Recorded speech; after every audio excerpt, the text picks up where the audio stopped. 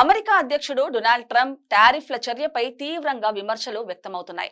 తాజాగా అమెరికా జాతీయ మాజీ భద్రతా సలహాదారు జేక్ సులేవాన్ కూడా భారత్ పై సుంకాలు విధించడాన్ని తప్పుబట్టారు.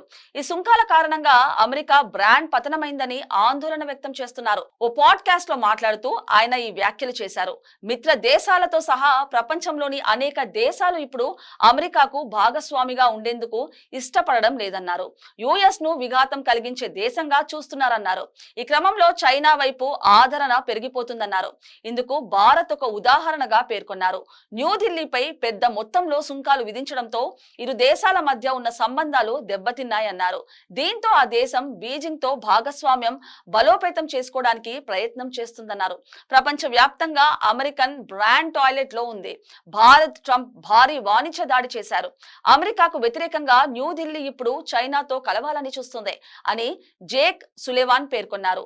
రష్యా నుంచి చమురు కొనుగోలు చేస్తున్నారనే కారణంతో భారత్ పై ట్రంప్ 50% సుంకాలు విధించిన సంగతి తెలిసిందే.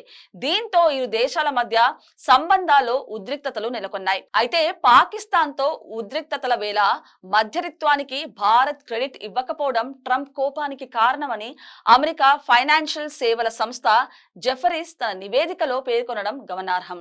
ఈ క్రమంలో ట్రంప్ వ్యక్తిగత కోపంతో భారత్ పై 50% సుంకాలు విధించారని తెలిపింది.